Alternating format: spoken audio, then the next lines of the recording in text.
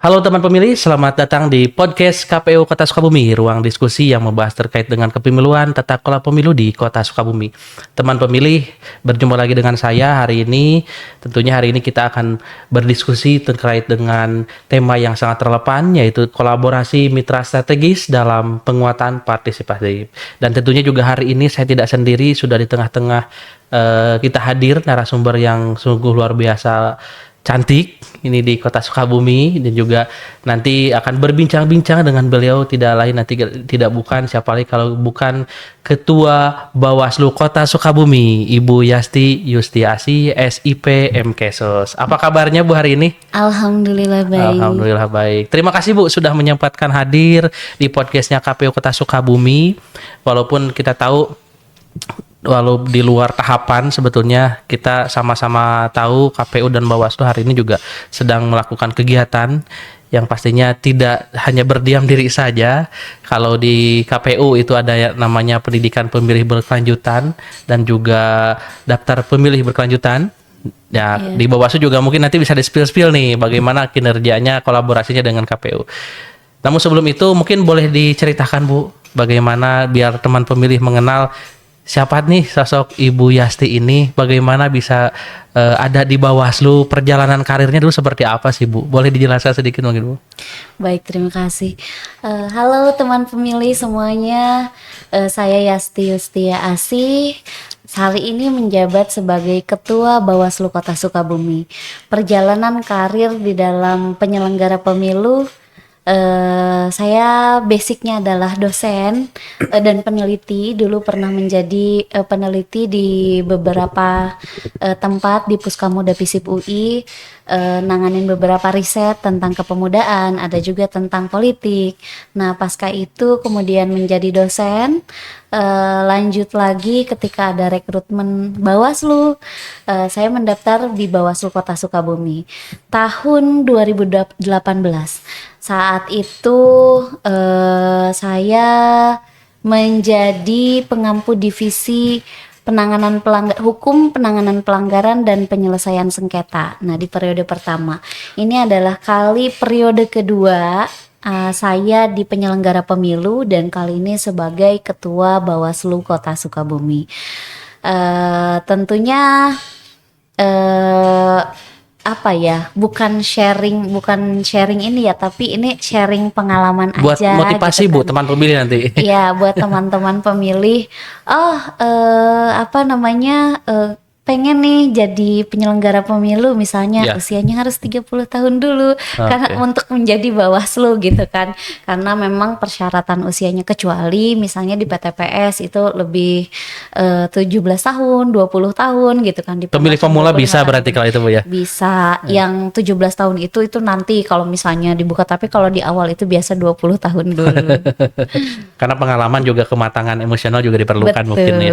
Oke, jadi sebetulnya hari ini Ibu udah di hampir 10 tahun Bu ya, di periode kedua kan sekarang berarti kan? Iya, berarti sekarang menjadi penyelenggara pemilu, menjadi pengawas pemilu itu sudah hampir 7 tahun. 7 tahun, luar biasa. Kalau boleh tahu Bu, sudah berapa kali mengalami pemilihan mungkin Bu, atau tahapan? Tahapan pertama Pileg Pilpres di 2019, lanjut lagi Pileg Pilpres 2024 dan Pilkada 2024. Oke, itu berarti kurang lebih 4 kali Bu ya? 3. 3. Iya. Pileg Pilpres. Pileg Pilpresnya 2 kali, 2 kali. Pilkadanya 1 kali. Oke. Oh iya, kemarin waktu 2024 ya. Oke, ini luar biasa sebetulnya pengalaman yang memang perlu kita tarik garis benangnya nanti bagaimana Bu Yasti dengan teman-teman anggota yang lainnya mungkin menjalankan roda organisasi di Bawaslu itu sendiri. Nah, kalau misalkan boleh tahu nih Bu, biar nanti kan sebetulnya ini banyak teman-teman pemilih pemula nih, yang terutama juga mereka kalau kemarin sempat diskusi pengen cari kerja dan sebagainya, dan kalau misalkan ingin daftar jadi Bawaslu tuh kayak gimana. Namun sebelum itu mereka juga harus tahu nih tugas fungsi Bawaslu seperti apa. Mungkin bisa dijelaskan Bu, tugas fungsinya Bawaslu seperti apa sih supaya teman pemilih itu memiliki gambaran gitu. Iya, Tugas Bawaslu itu dari namanya aja kan Badan Pengawas Pemilu. Jadi kami memiliki tugas untuk melakukan pengawasan pemilu. Mengawasi ini mengawasi apa saja? Mengawasi tahapan pemilu dan pemilihan. Nah, siapa yang diawasi? Yang diawasi ini adalah penyelenggaranya, itu adalah KPU sendiri, dan juga peserta pemilunya, yaitu partai politik. Kami melakukan pengawasan agar tahapan yang berjalan itu sesuai dengan mekanisme, prosedur, tata cara, sesuai dengan ketentuan perundang-undangan. Nah, kalau boleh tahu tadi kan menarik nih Bu, terkait dengan pengawasan. Kalau dilihat dari pengertiannya atau arti Bawaslu, Badan Pengawas Pemilu. Tadi sudah dijelaskan bahwasanya untuk menjalankan tugas fungsinya itu mengawasi setiap tahapan yang dijalankan oleh penyelenggara maupun peserta gitu Bu ya. Iya. Nah, kalau boleh tahu nih Bu, ini untuk pengawasannya sendiri itu bentuknya seperti apa sih Bu yang dilakukan oleh Bawaslu, atau mungkin ada penggagasan seperti teknologi atau misalkan kegiatan yang terjun langsung ke lapangan seperti apa Bu? Bawaslu itu memiliki beberapa mekanisme dalam melakukan pengawasan. Yang pertama, pengawasan langsung. Itu biasa kita menyebutnya waskat, pengawasan melekat. Iya. Jadi apa yang dilakukan hari ini, tahapan apa? Misal tahapannya adalah tentang penyiapan logistik. Maka Bawaslu melakukan pengawasan melekat. Kalau logistik itu kan KPU yang memiliki tanggung jawab. Jadi melakukan pengawasan ke KPU agar KPU melakukan semuanya sesuai dengan tata cara, mekanisme, prosedur dalam hal penyiapan logistiknya. Nah, itu kan diatur di dalam PKPU. Maka Bawaslu melakukan pengawasan itu agar KPU melakukan tata cara tadi tuh sesuai dengan ketentuan yang berlaku. Nah, Bawaslu melakukan pengawasannya, pengawasan langsung dan pengawasan tidak langsung. Pengawasan tidak langsung itu bisa berupa kita melakukan pengawasannya melalui media informasi, misalnya laptop. Biasa kan suka ada aplikasi. Kalau kemarin tuh apa nama aplikasi yang untuk Sirekap? Ya, maksudnya untuk yang logistik itu apa? Yang logistik. Kita bisa ngeceknya di situ. Iya. Sirekap, ya, jadi contoh Sirekap. Contoh Sirekap lah ya pada tahapan rekapitulasi gitu kan. Nah, Bawaslu melakukan pengawasan langsung pada proses rekapitulasinya, dan juga Bawaslu juga memiliki perhitungan di kami juga ada aplikasi juga di Bawaslu. Itu namanya Siwaslu ya. Terus kemudian terhadap rekapitulasinya kami juga melakukan pengawasan di Sirekapnya. Jadi Bawaslu itu tentunya harus paham dulu dia mekanismenya seperti apa, baru kemudian bisa mengawasi. Yang penting hatam dulu aturannya Bu ya. Iya. Terutama nggak hanya aturan KPU, nggak hanya aturan Bawaslu, KPU juga dipelajari Bu ya. Betul. Karena bagaimana melakukan pengawasan kalau tidak paham aturannya. Jadi titik awalnya, dasarnya dulu adalah paham aturan. Tapi ada loh yang lebih penting daripada apa itu, Bu? Yang lebih penting daripada pemahaman aturan. Apa itu, Bu? Itu adalah integritas. Iya, sangat-sangat harus dijaga. Paling utama. Iya. Selain nanti kita akan tanya terkait integritas kayak seperti apa.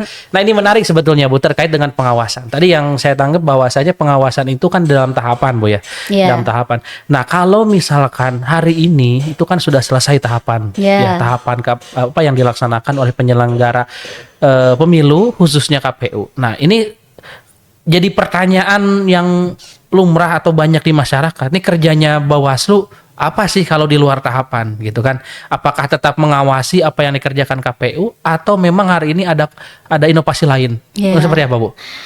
Bawaslu selalu melakukan inovasi meskipun non tahapan.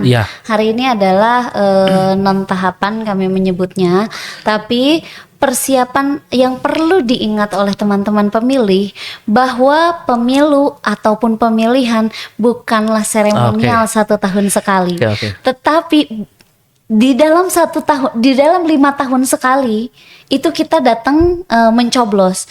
Ya pemilihan bukanlah seremonial 5 tahun sekali, ya, maksudnya bukan seremonial itu, tetapi jauh sebelumnya itu ada tahapan yang harus kita laksanakan.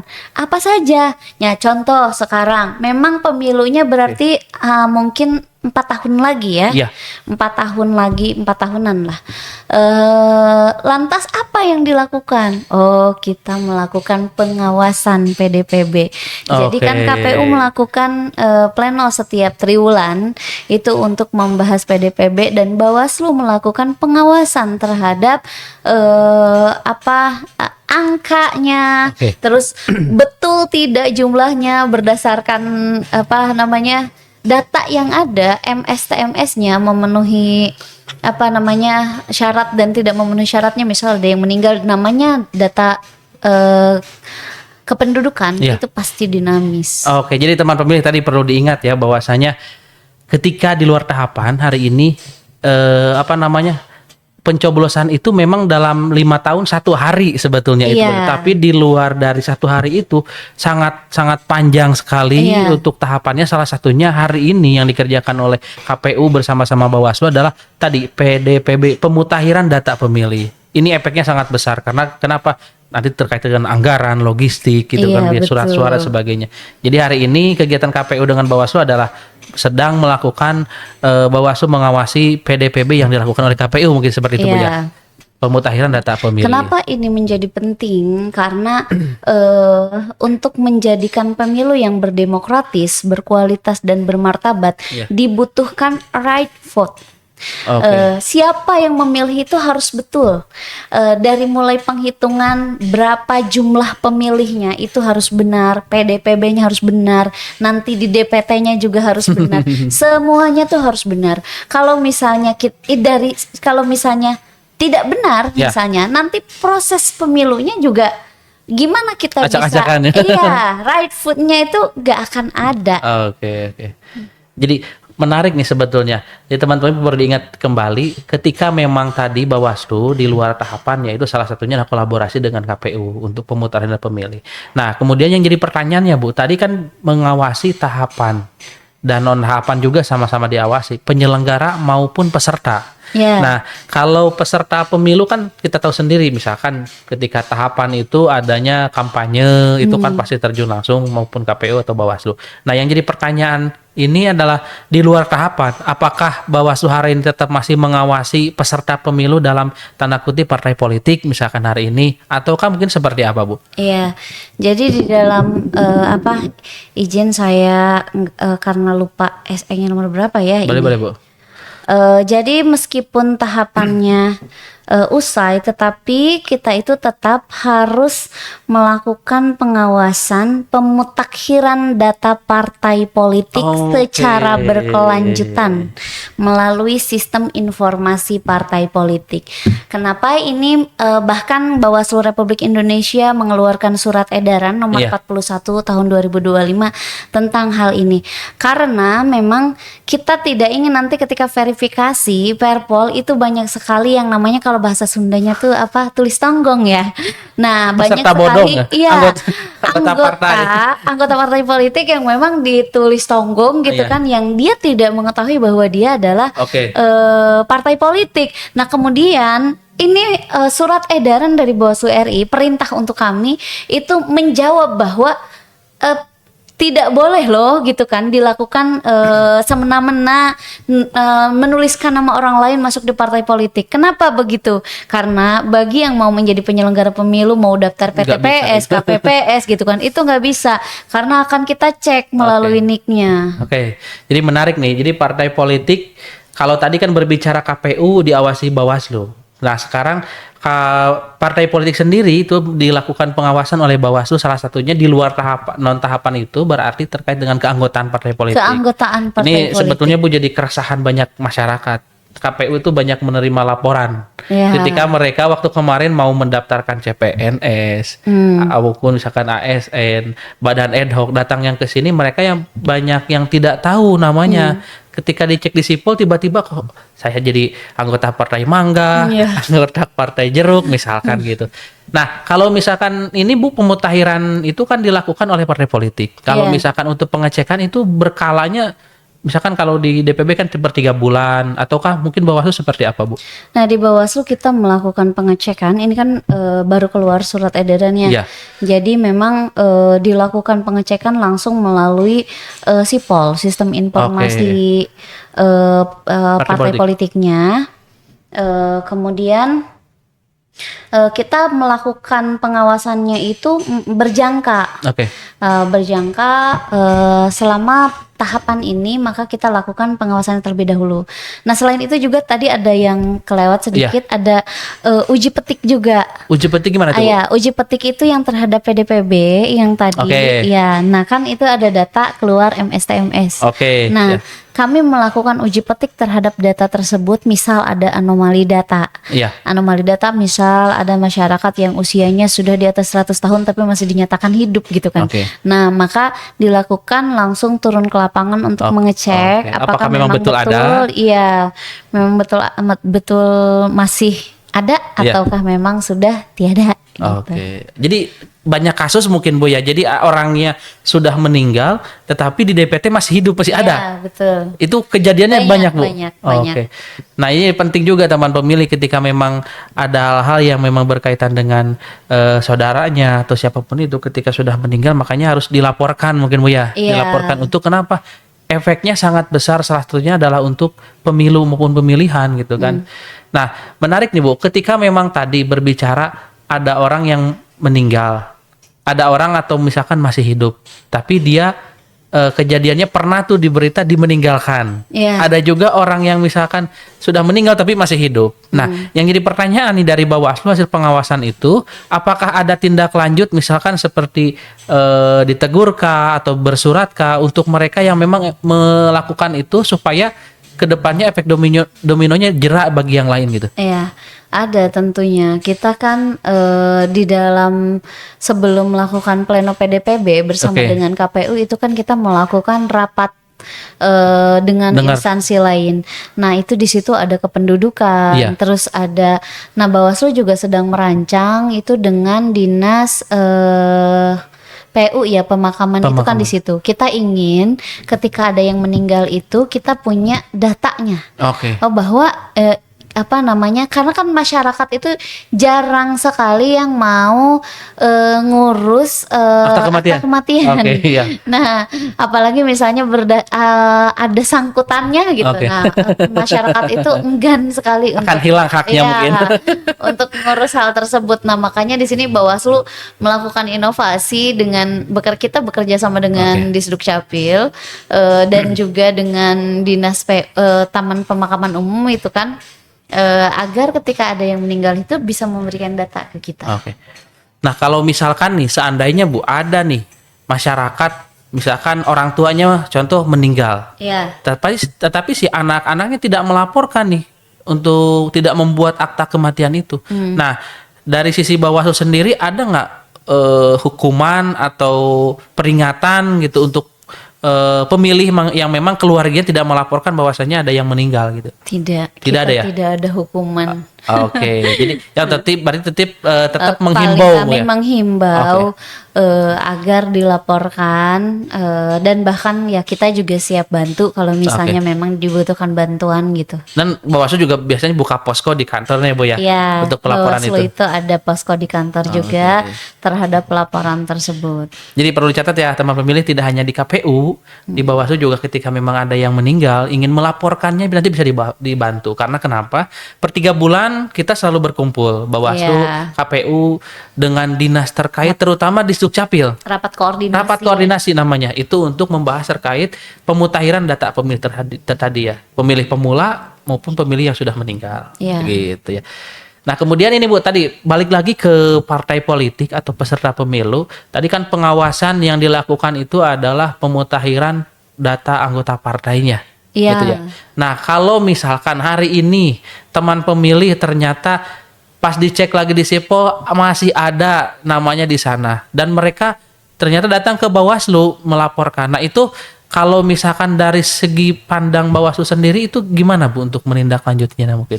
Iya, waktu tahapan ini kan kita bicara tahapan dulu Oke, ya. Ketika siap, Bu. tahapan juga banyak yang melaporkan ke Ya. Bawaslu bahwa namanya terdata di Kalau Sipol. tadi tulis tonggong lah gitu. Iya, terdata di Sipol. Jadi kemudian Bawaslu bersurat ke KPU karena kan Oke. kita melakukan pengawasan tapi kita tidak bisa menghapus. Oke. Demikian juga kan KPU juga nggak bisa karena Iya, itu betul. Ada di partai dimiliki politik. oleh partai politik. Nah, sehingga dari KPU nanti bersuratkan ke Oke. RI untuk dapat dari KPU RI itu untuk menghapus nama-nama tersebut. Oke. Nah, gitu. Begitu juga hari ini juga sama. Sama Bu ya, proses. Sama mekanismenya tetap sama. Bahwa memang ketika ada masyarakat yang melapor bahwa namanya ada di dalam Sipol dan masyarakat tidak mengakui bahwa dirinya adalah anggota partai politik tertentu, maka dapat lapor ke KPU ataupun Bawaslu. Nanti kami akan menindaklanjutinya. Ketika pun lapor ke Bawaslu ya kami serahkan nanti bersurat ke KPU gitu kan. Oke. Karena yang dapat apa namanya nanti Melakukan penghapusannya juga itu oleh partai politik tersebut, Oke, tidak oleh kami. Jadi perlu diingat ya teman pemilih, KPU dan Bawaslu hanya untuk perantara. Mungkin kalau misalkan ketika ada yang dicatut atau tadi kata Bu Ketua itu tulis tonggong mungkin ya.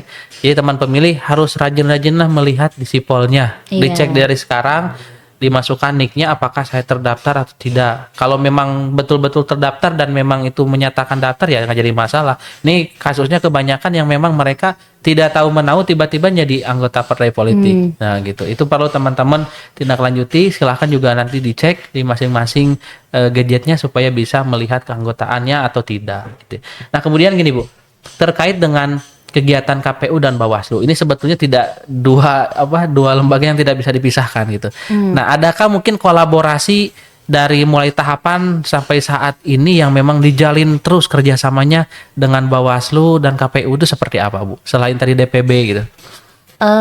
Untuk ya namanya juga sama-sama lembaga negara ya. Ya. Jadi tentu pertama komunikasi itu penting. Oke. Rapat-rapat juga, rapat koordinasi itu juga penting. Selain tadi masalah PDPB gitu kan, apa namanya? Karena gini, tugas penyelenggara pemilu itu adalah melakukan penyelenggaraan Iya. pemilu dan pemilihan. Ini kan kita bicaranya lingkupnya Kota Sukabumi Iya. ya. Jadi menyelenggarakan pemilu dan pemilihan di Kota Sukabumi ini sesuai dengan ketentuan yang berlaku. Dari KPU sisi penyelenggaranya, Bawaslu sisi pengawasnya. Jadi ketika ada sesuatu apapun itu tentunya kita harus berkoordinasi. Pada tahapan-tahapan kemarin bahkan setelah tahapan pun Bawaslu itu sering mengirim surat ke KPU dari mulai himbauan, saran perbaikan gitu kan. Karena memang intinya adalah kita ini dibentuk oleh undang-undang yang sama gitu. Untuk undang-undang pemilu itu kan Undang-Undang 7 tahun 2017. Jadi memang kita sama. Nah, sehingga dalam hal melakukan tugas juga ya harus bersama-sama. Cuman memang beda tupoksinya saja. Kalau KPU itu tupoksinya lebih ke pelaksana, lebih ke penyelenggara, Bawaslu kepada pengawasannya. Apa yang dilakukan oleh KPU? Iya, karena bagaimana coba KPU dengan memiliki tugas dan tanggung jawab yang luar biasa besar, kalau misalnya tidak dilakukan pengawasan oleh Bawaslu, terjadi nggak gitu kan pemilunya yang berdemokratis tadi? Jadi kasarnya kalau nggak ada Bawaslu ya penyelenggaraan juga nggak lengkap karena ada 3 penyelenggara kan. Betul. Bawaslu, KPU dan KPP gitu kan. Dan ketika ada yang tidak sesuai juga nanti diluruskan. Oke. Nah, terkait dengan tugas fungsi Bawaslu dan terakhir juga tadi ada DKPP. Nah, ini mungkin boleh berbagi pengalamannya Bu terkait dengan tahapan maupun di luar tahapan. Hasil dari pengawasan itu kan akan selalu timbul pelanggaran mungkin yang pernah dialami oleh KPU, Bawaslu maupun Badan Ad hoc. Nah, kalau untuk menyikapinya sendiri atau melakukan penanganan itu sendiri, Bawaslu seperti apa Bu untuk menangani pelanggaran? Apakah mereka langsung diambil, langsung wah ini tetapkan bersalah mungkin seperti apa gitu Bu? Ya, berdasarkan undang-undang Bawaslu itu memiliki kewenangan, memiliki tugas menerima, memeriksa, mengkaji dan memutus dugaan pelanggaran pemilu. Jadi memang itu sudah satu bulatan yang utuh. Satu kesatuan yang tidak berdasarkan. Iya.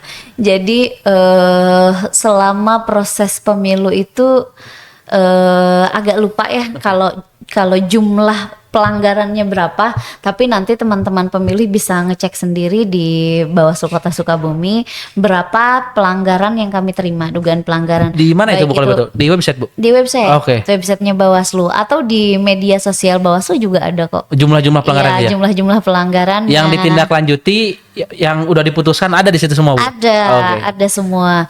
Jadi ada kejadian ya. Yeah. Waktu itu kami melakukan pengawasan pada proses rekapitulasi Pileg. Nah, proses rekapitulasi Pileg ternyata terdapat perbedaan. Kebetulan juga, bukan kebetulan ya, memang ada yang lapor ke kantor Bawaslu. Terdapat pergeseran gitu kan. Waktu itu kami periksa dan memang hasil pemeriksaannya itu adalah memang terdapat perbedaan suara. Nah, yang setelah kami periksa ternyata memang ada kesalahan di dalam rekapitulasinya. Sehingga terhadap kesalahan penulisan tersebut, karena kan satu suara aja berbeda, satu suara aja bergeser semili saja itu sudah menjadi bukan yang punya. Sedangkan tugas Bawaslu itu adalah menjaga agar tidak ada satupun suara yang bergeser. Jangankan banyak, satu suara aja tidak boleh. Karena apa? Vox Populi Vox Dei, suara rakyat itu suara Tuhan. Jadi nggak boleh loh, ini suara Tuhan terus dititipin di KPU gitu kan, diawasin sama Bawaslu, tiba-tiba terus ada yang pindah. Nah, nggak boleh kayak gitu. Makanya dari situ kami lakukan cross check mungkin dicek. Terhadap laporan tersebut kita lakukan pemeriksaan melalui sidang terbuka, proses adjudikasi, dan memang terbukti di situ bahwa ada kesalahan penulisan. Nah, terhadap kesalahan penulisan tersebut direkapitulasi setingkat di atasnya, kami rekomendasikan ke KPU saat itu untuk mengembalikan suara tersebut.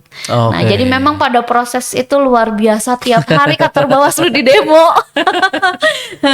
Jadi kasarnya teman pemilih meminta keadilan dari Bawaslu. Iya, dan memang teman-teman itu tidak perlu khawatir karena Bawaslu itu ada untuk menjaga suara dan selalu terbuka. Iya, kami itu nggak akan membiarkan ada satu pun suara yang bergeser 1 mili aja, apalagi sejengkal gitu kan, jauh kejauhan. Tapi intinya adalah yang paling penting untuk kami adalah menjaga suara yang dititipkan oleh rakyat. Vox Populi Vox Dei nggak bisa itu kalau bergeser. Jadi teman pemilih ketika memang di dalam tahapan ini untuk bekal selanjutnya, ketika memang ada hal yang memang kurang memuaskan atau misalkan ada yang memang ini kejanggalan, keganjilan misalnya seperti apa, itu bisa dilaporkan atau diadukan ke Bawaslu untuk nanti Bawaslu bersurat ke KPU. Tidak langsung. Jadi ketika ada mekanismenya begini. Bawaslu itu mendapatkan terhadap dugaan pelanggaran itu terdapat 2 pintu masuk. Pintu masuk pertama adalah pintu masuk laporan. Laporan itu ada ketika ada warga negara Indonesia yang memiliki hak pilih melaporkan ke Bawaslu terhadap dugaan pelanggaran yang terjadi. Ada namanya syarat formil dan syarat material yang harus dipenuhi. Yang harus dipenuhi. Kenapa? Karena nggak bisa melaporkan ke Bawaslu tapi yang dilaporkannya nggak tahu gitu kan. Kalaupun misalnya nggak tahu, nanti Bawaslu akan melakukan penelusuran. Nah, ini masuk ke pintu kedua. Pintu keduanya itu adalah melalui temuan. Temuan langsung. Temuan itu yang didapatkan berdasarkan hasil pengawasan. Jadi teman-teman pemilih tidak perlu khawatir juga ketika misalnya ada pelanggaran pemilu, tidak ada yang lapor. Oh Ya. tenang, Bawaslu melakukan dapat melakukan temuan. Oke. Jadi memang kita tidak pasif menunggu saja laporan, tidak. Oke. Tetapi kita aktif dengan melakukan pengawasan. Ketika di apa hal tersebut, oh iya nih ada pelanggarannya, maka Ditindak langsung. dilanjutkan. Oh, oke. Nah, Jadi gitu. teman pemilih perlu diingat ya, Bawaslu juga tidak hanya menerima laporan saja dari Iya. teman pemilih atau masyarakat yang memiliki hak pilihnya, tetapi juga Bawaslu gencar ketika tahapan itu dengan teman-teman badan ad hoc di bawahnya mencari atau bukan mencari ya, melihat kejadian-kejadian yang memang harus sesuai dengan tahapan Iya. dan regulasi. Kesesuaian perilaku, kesesuaian dengan pelaksanaan dengan aturan yang berlaku. Tapi tadi ya teman pemilih, ketika memang ada hal yang ingin dilaporkan atau melaporkan sesuatu yang memang ke Bawaslu, tapi harus dipenuhi dengan syarat-syarat tertentu. Iya. Gitu ya, gitu. Tentunya juga nanti lebih tahunya mungkin di Bawaslu sendiri. Tadi kan seperti dikatakan bukti formilnya, Ada syarat formilnya dan syarat materialnya itu perlu dipenuhi. Seperti apa? Boleh nanti berbincang di acara selanjutnya mungkin ya. Itu sangat kalau dikupas sangat banyak Bu yang mungkin nanti gitu. Iya, memang memahami Bawaslu itu tidak bisa pengawasan gitu, tetapi memang harus secara utuh. Memahami dua lembaga kayaknya. KPU dan Bawaslu. Iya, memahami secara utuh. Jadi kan banyak masyarakat kadang-kadang ini Bawaslu tidak menindaklanjuti laporan. Oh, bukan. Semua laporan itu pasti ditindaklanjuti oleh Bawaslu. Hanya saja ada yang terpenuhi syarat formil, ada yang tidak terpenuhi misalnya. Oke. Ada yang terpenuhi formil materialnya, ada yang tidak terpenuhi. Salah satu unsur misalnya. Nah, karena kami ini adalah lembaga yang memang dibentuk oleh negara, berdiri di atas undang-undang, otomatis kami harus takluk dan tunduk terhadap peraturan. Nah, ketika tidak terpenuhi formil material, tidak bisa juga dipaksakan. Mau misalnya setiap hari Bawaslu di demo ribuan massa pun, ya tetap kami itu tidak akan takut, tidak akan gentar, karena yang kami bela itu jelas aturannya. Harus lengkap administrasi lah intinya Bu ya. Administrasinya dan harus ada unsur yang dilanggarnya. Oke. Karena kadang-kadang lapor ke Bawaslu, tapi dugaan pelanggarannya, unsurnya tidak ada, karena kan semua Ya. itu kan diatur. Kalau misalnya tidak ada di dalam aturannya, pelanggaran atau bukan? Oke, di abu-abu. Jadi teman pemilih juga ketika melaporkan harus melek juga, harus baca aturannya seperti apa nih, sehingga ketika nanti memang melaporkan, teman pemilih juga harus udah tahu, oh ini nanti harus apa yang dipersiapkan, jawabannya mungkin arahnya kemana. Jadi tidak hanya melaporkan dengan lisan saja, bisa datang-datang melaporkan itu kan, apalagi nggak kooperatif kan bingung juga nanti Bu ya, Iya. kita tindak lanjutinya gitu. Iya. Nah, ketika memang berbicara tentang pelaporan nih Bu, dan menjaga tahapan maupun penyelenggaraan pemilu pemilihan itu sesuai dengan aturan regulasi yang berlaku. Nah, tentunya ini tidak hanya KPU, Bawaslu juga pasti ini merasakan terkait dengan pertanyaan nih, dipertanyakan integritas Bawaslu maupun KPU. Nah, seperti yang tadi Ibu katakan di awal, ketika memang Ibu menjaga integritas Bawaslu maupun itu badan ad hoc, itu mulai dari kedekatan A, B, dan C mungkin. Seperti apa Bu? Terutama menjaga kepercayaan masyarakat. Iya, untuk menjaga kepercayaan masyarakat, tentunya kita dulu yang harus percaya kepada diri kita sendiri. Oke. Nah, sekarang saya mau nanya dulu nih Oke. sama Pak Indra. Iya. Pak Indra, Bagi tanya nih. iya. Pak Indra, saya akan bertanya. Silahkan saudara nilai integritas saudara dari angka 10 sampai dengan 100, berapa nilai integritas saudara? Integritas sebagai penyelenggara. Iya, integritas sebagai penyelenggara, saudara di KPU kan? Oke. Ya, Tentunya kalau misal ini kedekatan dengan semua unsur atau gimana Bu?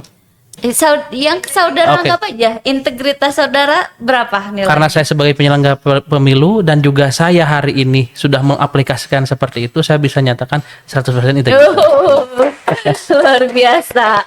Karena ini calon istri saya dulu, ini percerita sedikit, itu di penyelenggara. Ketika mau nikahin saya suruh keluar.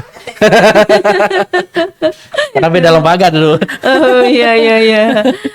Jadi memang nah itu paling utama. Kita harus, sebelum kita dipercaya oleh masyarakat, kita harus percaya dulu terhadap diri kita sendiri. Oke. Bagaimana caranya kita mempercayai diri kita sendiri kalau misalnya diri kita sendiri saja tidak jujur terhadap aturan yang berlaku? Oke. Kita bisa saja berbohong kepada orang lain, tetapi kita tidak bisa berbohong kepada diri kita sendiri. Bagaimana ketika ada masyarakat yang sebut saja peserta pemilu tiba-tiba datang memberikan sesuatu Oke, kepada kita gitu kan, terus kita dengan tidak merasa bersalahnya kemudian itu diterima. Nah, itu adalah bentuk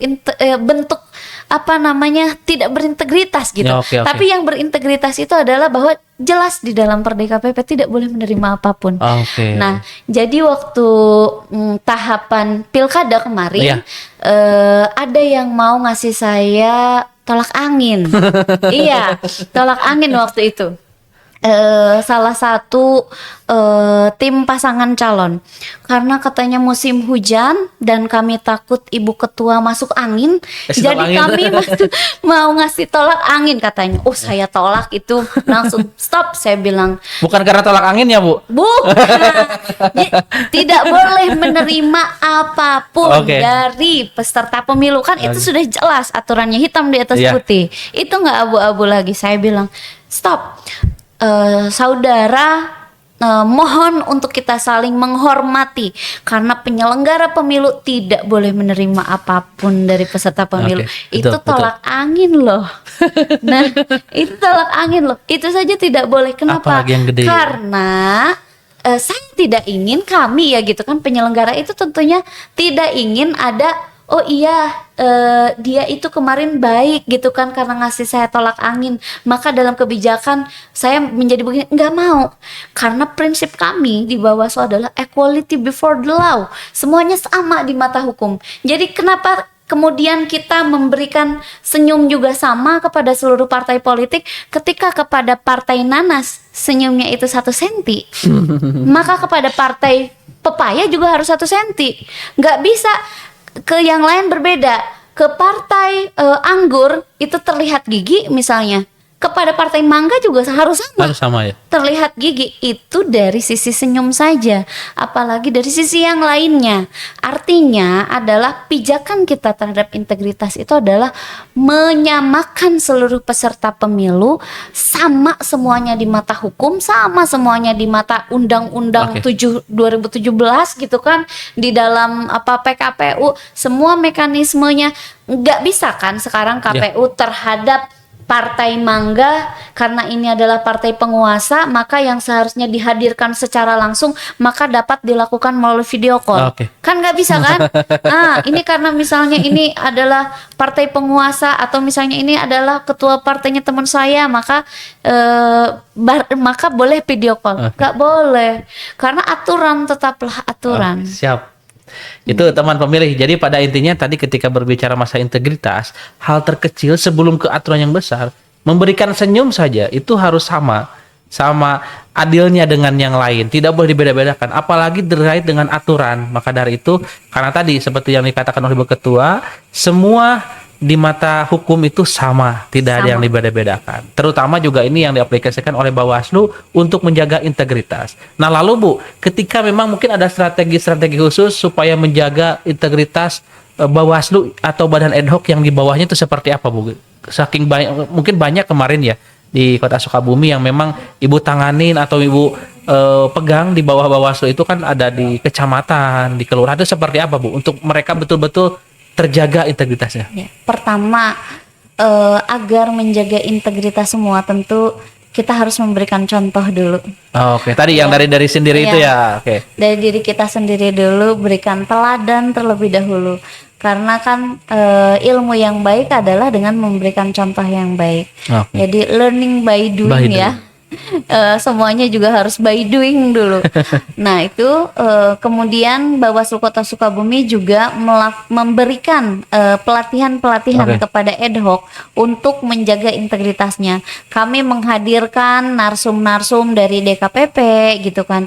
Terus kemudian terhadap peningkatan integritas itu kan dari awal sebelum terpilih teman-teman ad hoc itu dilakukan wawancara terlebih Oke. dahulu. Wawancara untuk Disaring kami dulu, Bu, ya? Iya tentunya dicek dulu betul apa namanya, apakah dia ini orang yang berintegritas atau bukan. Nah itu kan gitu ya. Iya. Dicek dulu, disaring dulu semuanya. Nah yang menjadi Panwascam PKD PTPS itu adalah orang-orang terpilih yang memang teruji integritasnya. Setelah pun itu Bawaslu Kota Sukabumi melakukan pelatihan agar integritasnya tetap terus dijaga. Intinya adalah integritas itu kan karakter ya. Betul. Karakter yang memang dari kita masih usia dini itu harus yang harus apa namanya diajarkan untuk berintegritas. Nah, ketika bibit integritas itu muncul, tinggal kita siram aja, tinggal kita Arahkan dan dibangun. arahkan dan dibangun. Do or don't-nya itu apa gitu loh. Oke. Jadi sebetulnya tadi betul ketika Bu Ketua mengatakan bagaimana menanamkan integritas di Bawaslu mulai dari penyeleksian badan ad hoc-nya itu sendiri. Betul. Ya. Bagaimana mungkin tidak hanya hitam di atas seperti untuk pendaftaran saja, tapi juga relasinya, kenalannya siapa, mungkin bisa ditanyakan, kan ada tanggapan masyarakat juga, Bu, ya, Ada ketika itu tanggapan masyarakat. untuk apa namanya, untuk membantu masyarakat. Ternyata si A atau si B dekat atau misalkan terindikasi dengan partai politik, wah itu juga kita tidak akan bisa loloskan mungkin seperti itu, Bu, ya. Nah, berkait dengan integritas nih, Bu, kalau misalkan nih amit-amit misalkan ada oknum, mau daya itu Bawaslu sendiri dari sekretariat atau badan ad hoc, ternyata ketika di perjalanan misalkan ada yang tadi masuk angin, ada yang masuk angin misalkan. Nah, itu tindakan dari Bawaslu sendiri itu seperti apa? Apakah langsung dikeluarkan? Apa seperti apa, Bu? Kalau untuk di badan ad hoc, Ya.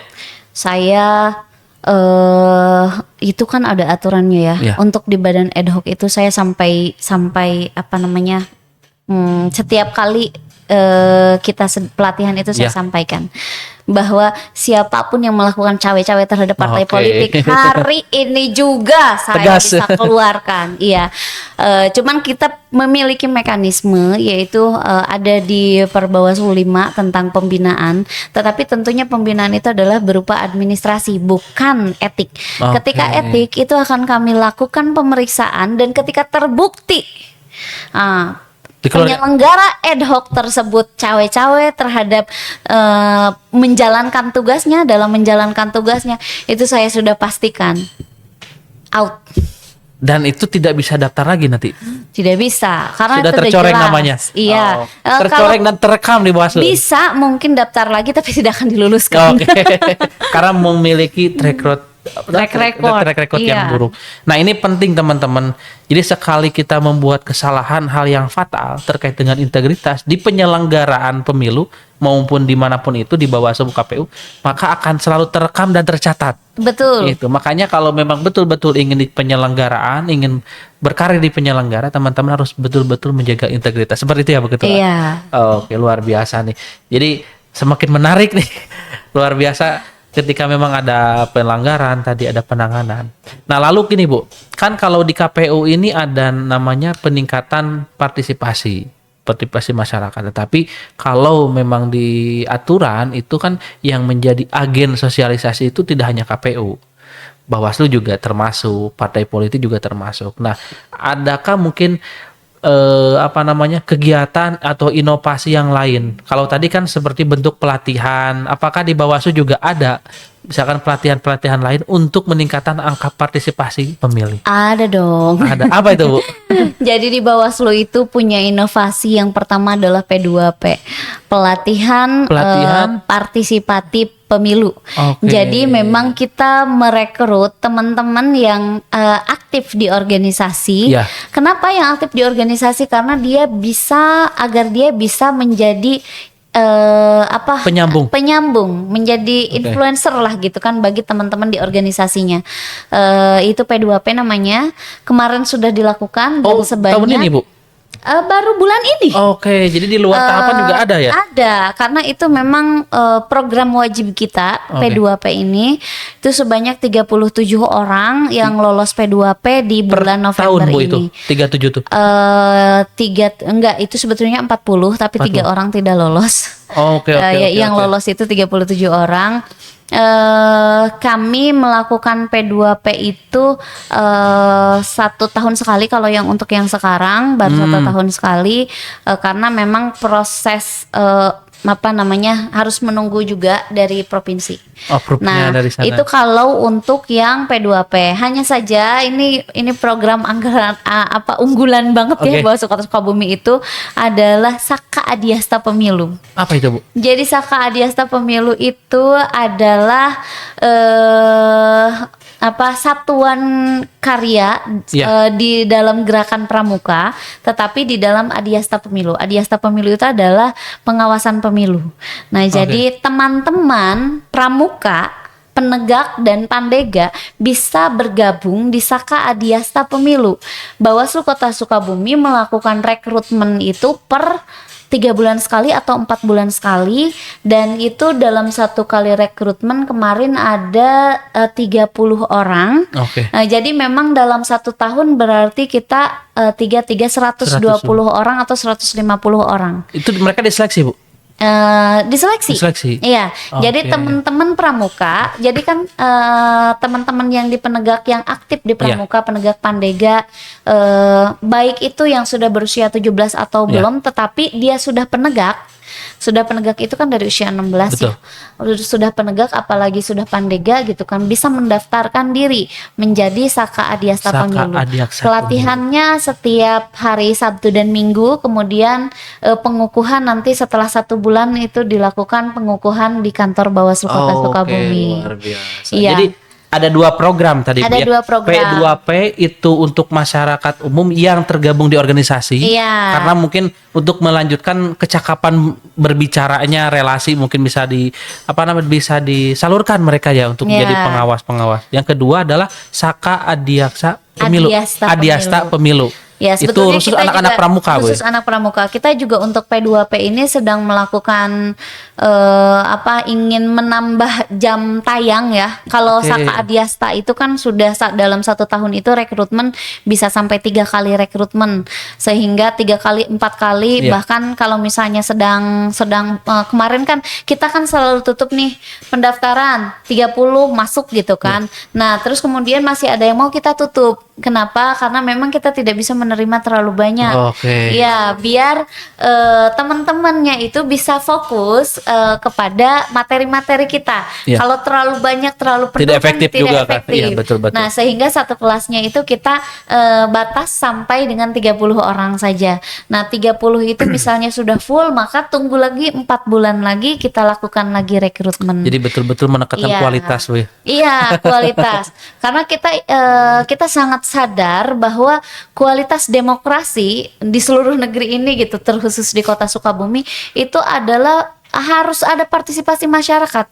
Bawaslu tidak bisa melakukan pengawasan full kepada semuanya, tetapi teman-teman yang ada di Saka Adiasta Pemilu, kita jumlah 30 berarti 120 atau 90 gitu kan. Kalau misalnya dalam 1 tahun itu 3 kali, itu saja sudah alhamdulillah. Kemarin untuk uji petik kami informasikan nih, itu teman-teman Saka Adiasta juga turun gitu kan ke lapangan, bahwa mereka harus memahami tugas-tugas di Bawaslu itu seperti apa. Jadi kalau pepatah mengatakan sedikit lama-lama jadi bukit, itu mungkin ya. Jadi walaupun misalkan sedikit tapi banyak kegiatannya atau misalkan sering dilakukan, esensinya dapat, masyarakat juga yang partisipasinya juga banyak, tetapi kualitas bagus, Bu. Iya, anggaplah gini, sekarang ini Saka Adiasta Pemilu dalam 1 tahun itu mengkader sebanyak 100 orang lah, biar gampang hitungnya ya. 100 orang. 5 tahun berapa? 500 orang. Iya. Dan mereka itu orang, dan itu tuh biang sebetulnya, Bu, ya. Iya. Yang mereka nanti disebar lagi gitu. Iya, belum lagi di Oke. P2P. Belum lagi Banyak di juga P2P-nya gitu kan. Di P2P itu kalau P2P itu satu kelas 40 Oke. orang. Karena kemarin itu daring Iya. sifatnya. Kalau Adiasta Pemilu itu langsung luring. Kalau P2P itu memang ketentuan dari provinsinya itu daring. Bisa daring. Iya, bisa daring. Jadi kita melakukannya selalu melalui daring. Nah, kita ingin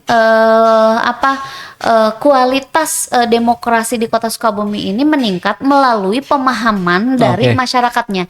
Kayak gini, masyarakat hari ini sudah sangat paham apa itu formil material gitu kan. Oke. Bisa saya sebutkan gitu. Iya. Jadi ketika banyak laporan ke Bawaslu Kota Sukabumi, Harus memenuhi dua itu gitu. iya, kita harus bangga Iya. bahwa ternyata masyarakat Kota Sukabumi Sudah itu tahu ya. melek demokrasi. Ketika ada yang salah, mereka itu langsung lapor ke Bawaslu. Oke. Tapi silahkan coba dicek ke wilayah lain, tanya saja masyarakatnya. Masih ada masyarakat yang bertanya, kalau lapor ke Bawaslu itu bayar atau enggak? Nah, artinya apa? Pemikirannya udah salah itu. Iya, nah gitu kan. Jadi mereka tuh takutnya tuh di situ. Tapi kalau di Kota Sukabumi, bahkan waktu pilkada itu selang 1 hari kayaknya lapor ke Bawaslu itu. Dan ini yang paling penting sih Bu, saya juga tadi lupa nih. Ketika ada yang melaporkan, itu sangat betul-betul dilindungi kan haknya Bu ya. Oh iya. Jadi tentu. mereka banyak yang juga takutnya saya dikorbankan, takutnya juga saya disebutkan namanya, itu yang enggan mereka melapor pada akhirnya. Suka banyak yang seperti itu kan. Enggak gitu ya. Jadi dilindungi secara misal masyarakat nih lapor Ya. ke Bawaslu Kota Sukabumi. Terus kemudian ini kan pelanggaran juga ada banyak. Ya. Nah, ada 4 jenis. Administratif pemilu, terus kemudian pidana pemilu, etik, Ya. pelanggaran etik, dan yang keempat itu adalah bukan pelanggaran pemilu maksudnya. Maka itu adalah termasuk ke dalam pelanggaran lainnya, kayak netralitas ASN gitu kan, TNI, Polri, Oke. dan semuanya. Nah, terhadap 4 jenis ini kita kan ketika ada laporan masuk itu kajian dulu. Oke. Ini pelanggaran Pelanggaran apa nih? gitu. Nah, Persyaratan juga beda Bu. iya, persyaratannya Yang harus dipenuhi sama. sama. Iya, formil material Iya. itu sama tetap. Nah, nanti dilihat berapa ini masuknya itu masuk ke mana Iya. gitu kan pelanggarannya. Nah, terus kemudian setelah terdapat pelanggaran, ketemu nih pelanggaran apa? Oh, kalau ternyata pidana, maka kita harus bahas dengan Gakumdu. Oh, beda lagi ya. Beda lagi. Oke. Gakumdu itu ada Bawaslu, ada kepolisian, dan ada kejaksaan. Jadi 3 unsur inilah bersama-sama menentukan melakukan penyelidikan, bukan penyelidik, kalau di kita itu bahasanya klarifikasi. Melakukan klarifikasi, terus dari pelapor sendiri pemenuhan bukti-bukti gitu Ya. kan, keabsahan bukti-bukti, nah gitu. Nah, setelah itu semua baru kan lanjut lagi. Oke. Nih, SG1, lanjut lagi, ternyata ini masuk lagi SG2 gitu Ya. kan. Lanjut lagi baru nanti sampai dengan di inkrah di pengadilan. Oke, jadi prosesnya tidak sesimpel apa yang kita bayangkan sebetulnya Bu. Jadi teman-teman pemilih juga harus mulai literasi dan paham betul bagaimana proses. Jangan sampai nanti ada kenapa nggak ditindaklanjut gitu kan. Padahal mah kan bisa jadi salah dari kitanya yang melaporkan gitu kan, tidak kooperatif, tidak lengkap Tidak gitu lengkap. ya persyaratannya. Jadi ingat teman pemilih tadi, ketika memang mau melaporkan sesuatu maka harus dilihat dulu aturannya dan memang harus sesuai dengan syarat formil dan non formil. Kemudian juga Bawaslu tadi ada yang namanya program peningkatan partisipatif, yaitu P2P dan Adiasta. Iya. Itu terbuka untuk umum ketika P2P Bu. Terbuka, P2P itu Tetapi juga terbuka dengan untuk syarat umum. tertentu. Syarat tertentu dalam artian ya teman-teman juga kalau yang pendiam ya bagaimana nanti mensosialisasikan ke masyarakat gitu kan. Iya. yang paling kriteria mungkin dari aktif organisasi, Iya. kecakapan berbicara. Kalau misalkan yang satu lagi tadi untuk pramuka ya, teman-teman anak Iya. pramuka. Jadi kan kita yang tadi balik lagi ya ke demokrasi Iya. yang berkualitas, berintegritas dan bermartabat Oke. ini, itu tidak dalam seremonial 5 Betul. tahun sekali, tetapi dari awal, dari sekarang kita sudah harus mempersiapkan masyarakatnya itu harus mampu juga menjadikan pemilu ini berkualitas, Oke. berdemokratis dan berintegritas gitu. Ya caranya gimana agar semuanya tuh paham demokrasi yang baik itu seperti apa. Oke, luar biasa. Ini sebetulnya teman pemilih, saya juga masih banyak pertanyaan sebetulnya yang ingin ditanyakan, tetapi dengan waktu, mudah-mudahan juga nanti kita akan bertemu kembali dengan pembahasan yang lebih dalam lagi. Sebelum nanti Ibu boleh closing statement-nya terlebih dahulu. Closing statementnya, teman-teman pemilih,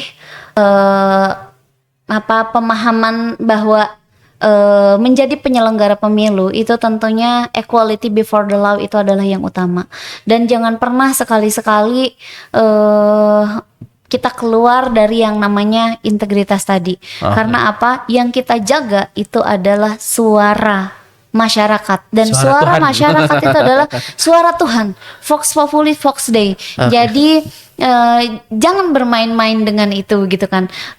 Kita ada di sini untuk menjaga, memastikan bahwa siapa yang dicoblos di TPS itu sampai direkapitulasi. Harus dikawal betul-betul. Harus dikawal betul-betul. Namanya juga kita kan Oke. penjaga demokrasi gitu Ya. kan, pengawas demokrasi. Ya tentunya harus dapat meyakinkan masyarakat bahwa memang suara mereka itu aman loh gitu. Betul. Oke, terima kasih. Teman pemilih perlu diingat, kalau mau jadi penyelenggara maka tanamkan untuk bisa berintegritas mulai dari diri sendiri. Berintegritas dulu. Dan ketika jadi penyelenggara jangan lupa integritas itu adalah hal yang paling utama. Teman pemilih, terima kasih atas perhatiannya. Sampai ketemu lagi di podcast KPU Kota Sukabumi selanjutnya. Sekali lagi kami terima kasih Bu Closing Yasti. statementnya, bersama rakyat awasi pemilu, bersama Bawaslu tegakkan keadilan pemilu. Sampai ketemu di podcast selanjutnya, KPU melayani.